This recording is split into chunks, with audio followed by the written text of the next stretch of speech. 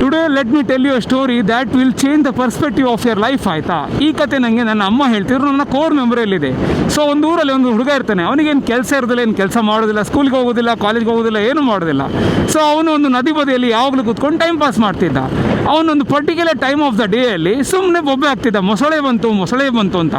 ಊರೂರವರೆಲ್ಲ ಎಲ್ಲ ಕೆಲಸ ಬಿಟ್ಟು ಅವನ ಹತ್ರ ಬರ್ತಿದ್ರು, ಎಲ್ಲಿ ಮೊಸಳೆ ಅಂತ ಹೇಳಿಕೊಂಡು. ಅವನು ಮೊಸಳೆ ಇಲ್ಲ ಅಂತೇಳಿ ಮಕ್ಕಾರ್ ಮಾಡ್ತಿದ್ದ. ಸೊ ಇದು ಒಂದು ಸತಿ ಆಯಿತು, 2 ಸತಿ ಆಯಿತು, 3 ಸತಿ ಆಯಿತು, ಹಾಗೆ ತುಂಬ ಸತಿ ದಿನೇ ಹೀಗೆ ಮಕ್ಕಾರ್ ಮಾಡ್ತಾ ಟೈಮ್ ಪಾಸ್ ಮಾಡ್ತಿದ್ದ. ಒಂದಿನ ಏನಾಯಿತು, ನಿಜವಾಗಿಯೂ ಮೊಸಳೆ ಬಂತು. ಅವನು ಮೊಸಳೆ ಬಂತು ಅಂತ ಬೊಬ್ಬೆ ಆಗ್ತಾನೆ. ಆ್ಯಂಡ್ ಊರೂರವರು ಯಾರೂ ಬರೋದಿಲ್ಲ. ಆ್ಯಂಡ್ ಆಫ್ಟರ್ ದ್ಯಾಟ್ ಮೊಸಳೆ ಅವನನ್ನು ತಿಂತು, ಏನೋ ಆಯಿತು. So the point of the story of ಅಮ್ಮನ ಪರ್ಸ್ಪೆಕ್ಟಿವಲ್ಲಿ ಏನಂದರೆ, ಯಾವತ್ತೂ ಸುಳ್ಳು ಹೇಳಬಾರ್ದು ಅಂತ. ಬಟ್ ನನಗೆ ಈ ಸ್ಟೋರಿ ಇಂಪ್ಯಾಕ್ಟ್ ಆಗಿದೆ ಎಲ್ಲಿ ಗೊತ್ತುಂಟಾ? ಒಂದಿನ ಅವ್ನು ನಿಜ ಹೇಳ್ತಾನೆ ಆ್ಯಂಡ್ ಊರೂರವರು ಯಾರೂ ಬರೋದಿಲ್ಲ ಅಂತ.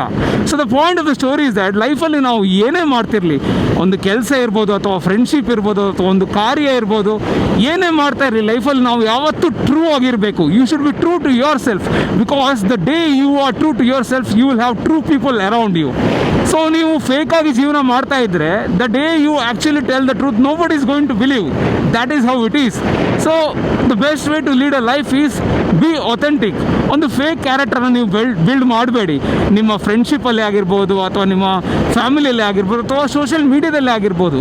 B authentic. If you are authentic, you will have authentic people around you. As simple as that.